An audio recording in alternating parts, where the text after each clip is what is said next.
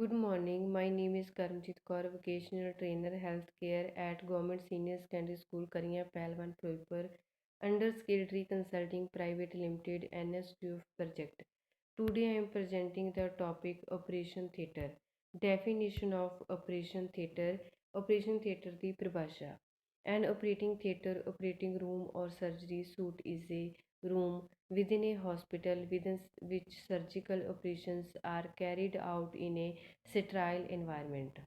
The operation theatre complexes are designed and built to carry out investigate, diagnostic, therapeutic, and palliative procedures.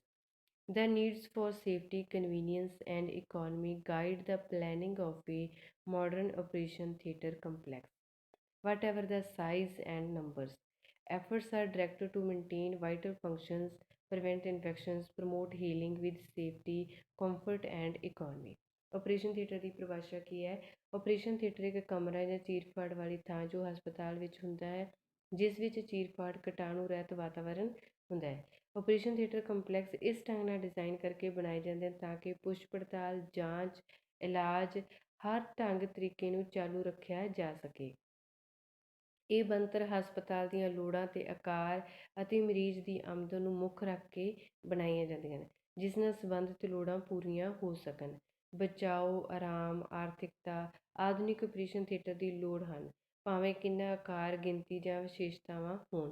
ਅਜਿਹੀਆਂ ਕੋਸ਼ਿਸ਼ਾਂ ਦਿਸ਼ਾ ਪ੍ਰਦਾਨ ਕੀਤੀਆਂ ਜਾਂਦੀਆਂ ਹਨ ਤਾਂ ਕਿ ਜ਼ਰੂਰੀ ਕੰਮਕਾਰ ਹੁੰਦੇ ਰਹਿਣ, ਇਨਫੈਕਸ਼ਨ ਲਾਗ ਤੋਂ ਬਚਾਅ ਹੋਵੇ, ਸੁਰੱਖਿਅਤ ਆਰਾਮ ਅਤੇ ਆਰਥਿਕਤਾ 'ਚ ਵਾਧਾ ਹੋਵੇ।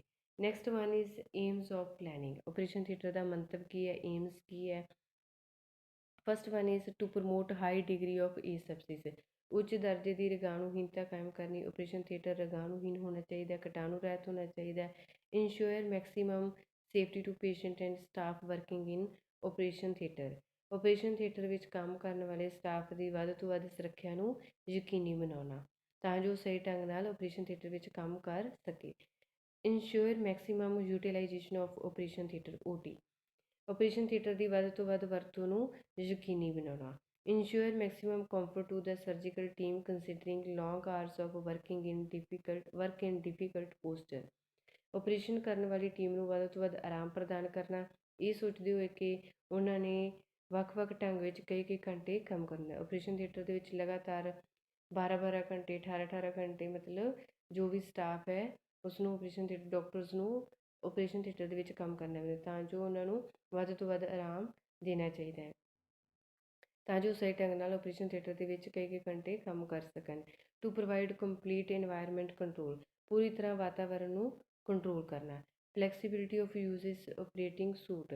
ਆਪਰੇਸ਼ਨ ਕਰਨ ਵਾਲੇ ਕਮਰੇ ਦੀ ਵਰਤੋਂ ਵਿੱਚ ਲਚਕ ਲਿਆਉਣੀ।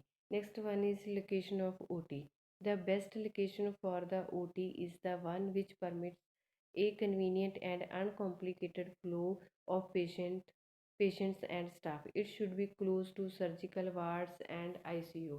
Operation theatre sees the patient from the floor through non-public corridor, elevators and ramps.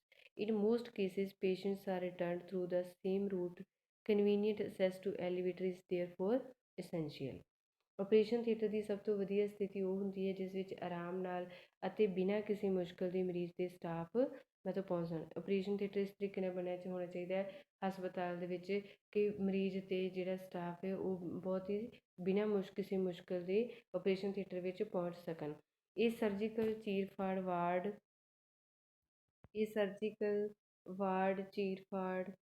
Ward ਅਤੇ ICU ਦੇ ਨੇੜੇ ਹੋਣਾ ਚਾਹੀਦਾ ਹੈ। ਆਪਰੇਸ਼ਨ ਥੀਏਟਰ ਵਿੱਚ ਮਰੀਜ਼ ਲੋਕਾਂ ਤੋਂ ਵੱਖਰੇ ਰਸਤੇ ਐਲੀਵੇਟਰ ਅਤੇ ਰੈਂਪਸ ਰਾਹੀਂ ਲਿਜਾਏ ਜਾਂਦੇ ਨੇ। ਬਹੁਤੇ ਕਿੱਸਿਆਂ ਵਿੱਚ ਕੀ ਹੈ ਕਿ ਮਰੀਜ਼ਾਂ ਨੂੰ ਮੁੜ ਉਸ ਰਸਤੇ ਰਾਹੀਂ ਲਿਜਾਇਆ ਜਾਂਦਾ ਹੈ। ਐਲੀਵੇਟਰ ਤੱਕ ਆਰਾਮ ਨਾਲ ਪਹੁੰਚ ਜ਼ਰੂਰੀ ਹੈ। Next one is size of operation theatre. Operation theatre ਦਾ ਆਕਾਰ। The size of operation theatre will depend upon the surgical facilities. ਮਤਲਬ ਜਿਹੜਾ ਸਾਈਜ਼ ਆ ਆਪਰੇਸ਼ਨ ਥੀਏਟਰ ਦਾ ਉਹ ਸਰਜੀਕਲ ਫੈਸਿਲਿਟੀਜ਼ 'ਤੇ ਨਿਰਭਰ ਕਰਦਾ ਹੈ, ਚੀਰ-ਫਾੜ ਸੁਵਿਧਾਵਾਂ 'ਤੇ ਨਿਰਭਰ ਕਰਦਾ ਹੈ। First one is general operating room 40 square metre.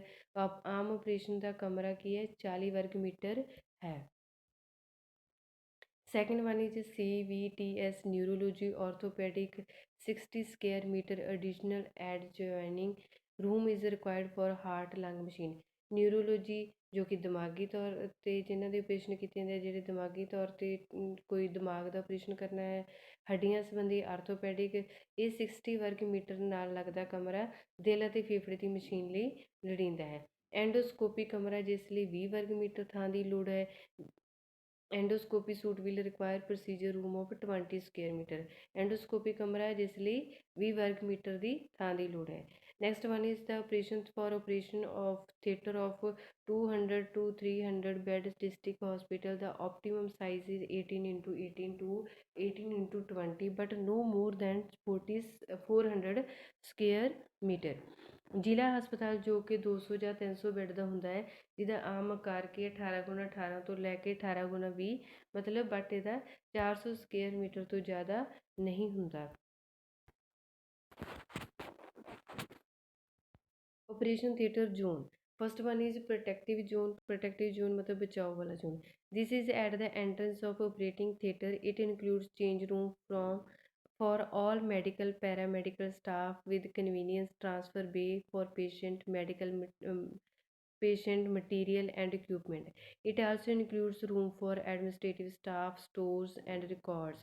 The pre and post operative rooms, ICU, PACU and stores are part of this zone. The main facilities which lie in this area: patient waiting area and reception, trolley way, lift, stairs, switch room, pre-anesthesia room, store room, changing room। Protective zone ਕੀ ਹੈ? ਬਚਾਓ ਵਾਲਾ zone. ਇਹ operation theatre ਦੇ ਦਾਖਲੇ 'ਤੇ ਮਤਲਬ entrance 'ਤੇ ਹੁੰਦਾ ਹੈ। ਇਸ ਵਿੱਚ ਬਦਲਣ ਵਾਲੇ ਕਮਰੇ ਜੋ ਮੈਡੀਕਲ ਅਤੇ ਪੈਰਾ ਮੈਡੀਕਲ ਸਟਾਫ ਲਈ ਹੁੰਦੇ ਨੇ, ਜਿਨ੍ਹਾਂ 'ਚ ਆਰਾਮ, ਮਰੀਜ਼ ਬਦਲਣ, ਸਮਾਨ, ਔਜ਼ਾਰ ਸ਼ਾਮਲ ਹੁੰਦੇ ਨੇ। ਇਸ ਵਿੱਚ ਪ੍ਰਬੰਧਕੀ ਅਮਲੇ ਦੇ ਕਮਰੇ, ਸਟੋਰ ਅਤੇ ਰਿਕਾਰਡ ਹੁੰਦੇ ਨੇ। ਆਪਰੇਸ਼ਨ ਤੋਂ ਪਹਿਲਾਂ ਅਤੇ ਬਾਅਦ ਵਾਲੇ ਕਮਰੇ ICU, PACU, ਜਿਹਦੇ 'ਚ ਸਾਜੋ ਸਮਾਨ, ਰੋਗਾਣੂ ਰਹਿਤ ਕਰਨ ਵਾਲੇ ਸਟੋਰ ਆਦਿ ਸ਼ਾਮਲ ਹੁੰਦੇ ਨੇ। ਇਸ ਖੇਤਰ ਵਿੱਚ ਮੁੱਖ ਸੁਵਿਧਾਵਾਂ ਹੇਠ ਲਿਖੀਆਂ ਨੇ, ਜਿਵੇਂ ਮਰੀਜ਼ ਦੀ ਆਮਦ ਦਾ ਕਮਰਾ, patient waiting area, reception, trolley way, lifts ਵਗੈਰਾ, ਸਟੇਅਰਸ, ਪੌੜੀਆਂ, switch room, pre anaesthesia room, ਬੇਹੋਸ਼ ਕਰਨ ਵਾਲਾ ਕਮਰਾ, ਸਟੋਰ ਰੂਮ, ਚੇਂਜਿੰਗ ਰੂਮ ਮਤਲਬ ਬਦਲਣ ਵਾਲਾ ਕਮਰਾ, ਜਿੱਥੇ ਕਿ ਸਟਾਫ ਵਗੈਰਾ ਕੱਪੜੇ ਵਗੈਰਾ ਚੇਂਜ ਕਰਦਾ ਹੈ। Clean zone, it connects protective zone to aseptic zone and has other areas also like stores and cleaning room, equipment store room, maintenance workshop, pantry, firefighting device room। ਸਫਾਈ ਵਾਲਾ ਜ਼ੋਨ, ਸੈਕਿੰਡ ਵਨ ਕੀ clean zone, ਜਿਹੜਾ ਕਿ ਸਫਾਈ ਵਾਲਾ zone. ਇਸ ਵਿੱਚ ਬਚਾਓ zone ਨੂੰ ਏਸੈਪਟਿਕ ਜ਼ੋਨ ਨਾਲ ਜੋੜਿਆ ਜਾਂਦਾ ਹੈ ਅਤੇ ਹੋਰ ਖੇਤਰ ਹੁੰਦੇ ਨੇ, ਜਿਵੇਂ ਸਟੋਰ, ਸਫਾਈ ਕਮਰਾ, ਸਮਾਨ ਸਟੋਰ, ਵਰਕਸ਼ਾਪ, ਪੈਂਟਰੀ, ਅੱਗ ਬੁਝਾਊ ਯੰਤਰ। ਇਹ ਵਾਲੇ ਸਾਰੇ ਕੀ ਹੈ? ਕਲੀਨ ਜ਼ੋਨ ਨਾਲ ਕਨੈਕਟ ਹੁੰਦੇ ਨੇ। It provides the following: pre operative room, pre operative ਜੋ ਕਿ ਆਪਰੇਸ਼ਨ ਤੋਂ ਪਹਿਲਾਂ ਵਾਲਾ ਕਮਰਾ, recovery room, theatre work room, x ray room. ਜੇ ਮੰਨ ਲਓ ਕਿ ਆਪਰੇਸ਼ਨ ਕਰਨ ਲਈ ਆਪਰੇਸ਼ਨ ਤੋਂ ਪਹਿਲਾਂ ਐਕਸਰੇ ਕਰਨ ਦੀ ਜ਼ਰੂਰਤ ਪੈ ਰਹੀ ਹੈ, ਅਤੇ ਆਪਰੇਸ਼ਨ ਤੋਂ ਪਹਿਲਾਂ ਇੱਕ ਐਕਸਰੇ ਰੂਮ ਬਣੇ, ਜਿੱਥੇ ਕਿ ਐਕਸਰੇ ਕੀਤੇ ਜਾਂਦੇ ਮਰੀਜ਼ ਦੇ। ਪਲਾਸਟਰ ਰੂਮ, ਜਿਹੜਾ ਕਿ ਕੋਈ ਪਲਸਤਰ ਵਗੈਰਾ ਲਗਾਉਣਾ ਪੇਸ਼ੈਂਟ ਦੇ। Sister room, staff room, GD room, ਜਿੱਥੇ ਕਿ ਸਟਾਫ ਬੈਠ ਕੇ ਰੈਸਟ ਕਰ ਸਕਦਾ ਹੈ ਜਾਂ ਆਪਣੇ ਕੱਪੜੇ ਵਗੈਰਾ ਚੇਂਜ ਕਰਦਾ ਹੈ। ਸਟੋਰ ਰੂਮ, ਜਿੱਥੇ ਕਿ ਸਮਾਨ, ਆਪਰੇਸ਼ਨ ਥੀਏਟਰ ਦਾ ਸਮਾਨ ਰੱਖਿਆ ਜਾਂਦਾ ਹੈ। Next one is sterile aseptic zone. It includes operating room ਵਿਚ ਆਰ ਕੈਪਟ ਸਟਰਾਈਲ, ਜਿਹਨੂੰ ਕਿ ਰੋਗਾਣੂ ਰਹਿਤ ਰੱਖਿਆ ਜਾਂਦਾ ਹੈ। This zone includes operating suite in a particular, ਵਿਸ਼ੇਸ਼ ਆਪਰੇਸ਼ਨ ਕਮਰਾ, scrub room, anaesthesia room, instrument trolley area. Disposal zone, disposal zone area in this zone include dirty utility and disposal corridor। disposal zone ਦੇ ਵਿੱਚ ਕਿਹੜੇ ਕਮਰੇ ਆ ਜਾਂਦੇ ਆ? ਜਿਹੜੇ ਕਿ ਗੰਦਗੀ ਅਤੇ ਨਿਵਾਰਨ ਕੋਰੀਡੋਰ ਸ਼ਾਮਲ ਹੁੰਦਾ ਹੈ। ਇਹਦੇ ਵਿੱਚ ਹੋਰ ਛੋਟੇ ਖੇਤਰ ਵੀ ਆ ਜਾਂਦੇ ਨੇ ਨਿਵਾਰਨ ਕਮਰੇ ਦੇ ਵਿੱਚ, ਡਿਸਪੋਜ਼ਲ ਜ਼ੋਨ ਦੇ ਵਿੱਚ, ਜਿਵੇਂ ਕਿ ਚੈਕਿੰਗ ਖੇਤਰ ਆ ਜਾਂਦਾ ਹੈ, ਪ੍ਰਾਈਵੇਸੀ ਰੂਮ ਆ ਜਾਂਦਾ ਹੈ, ਕੱਪੜੇ ਬਦਲਣਾ, ਗਾਊਨ ਪਾਉਣੇ, ਲੋਕਰ, ਲਵੇਟਰੀਆਂ ਆਦਿ। ਮਤਲਬ ਇਸ ਤਰ੍ਹਾਂ ਦੇ ਕਮਰੇ ਕੀ ਇਹ ਡਿਸਪੋਜ਼ਲ ਜ਼ੋਨ ਦੇ ਵਿੱਚ ਉਹ ਆ ਜਾਂਦੇ ਨੇ।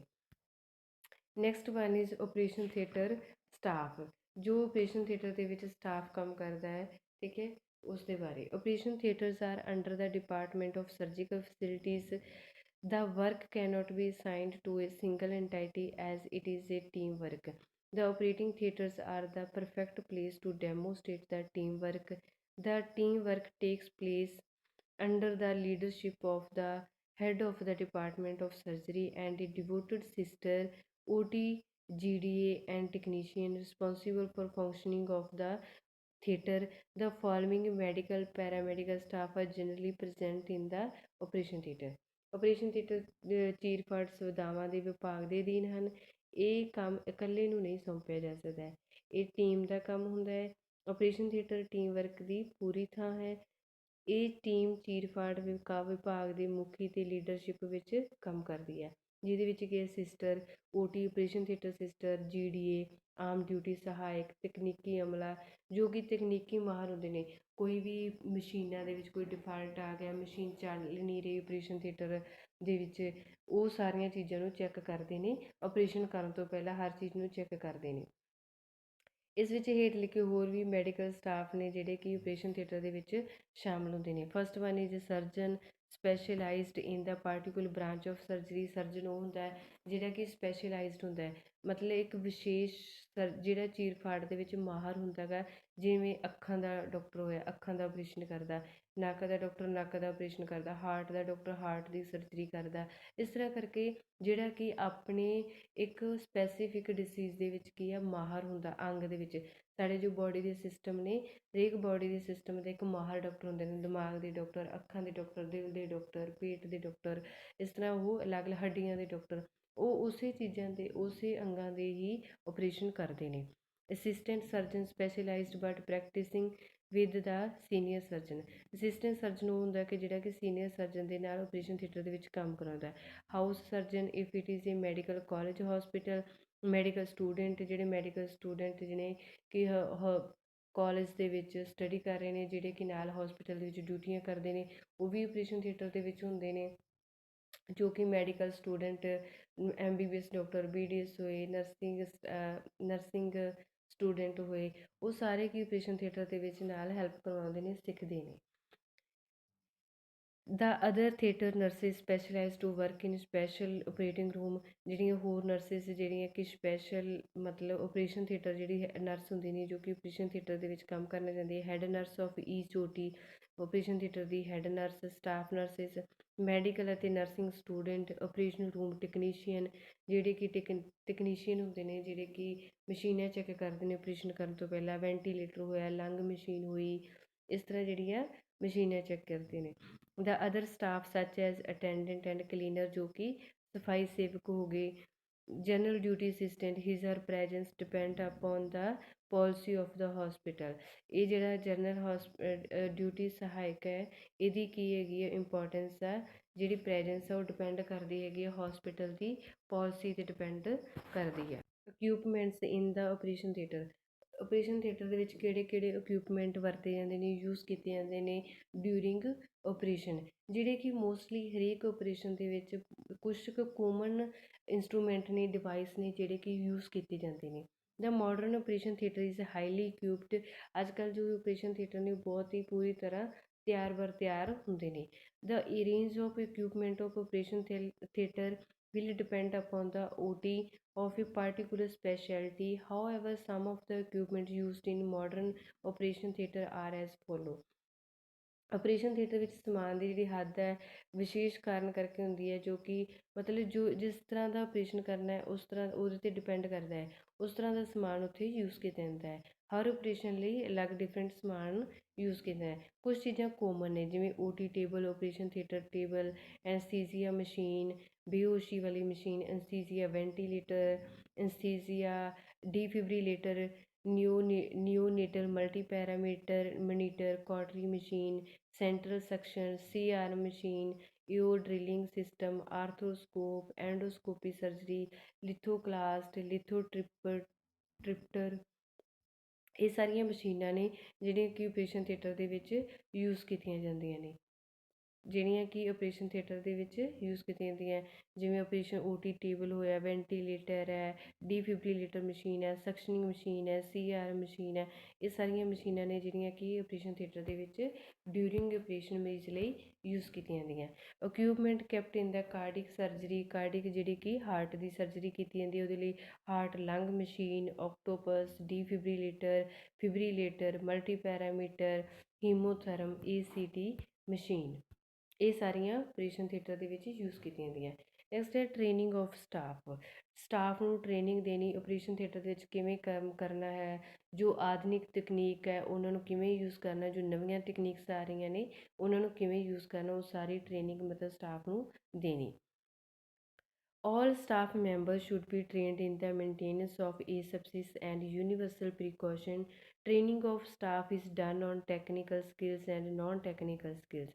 The former include the psychometer, dexterity, and coordination that are required to carry out complex psychometer motor tasks. Example, to successfully place on epidural catheter. In case of latter, a healthcare provider is trained to work effectively as a member of a team and should possess skill like communication skill, leadership skills, interpersonal skills, coping with stress, etc. All staff members should be trained in the maintenance of asepsis.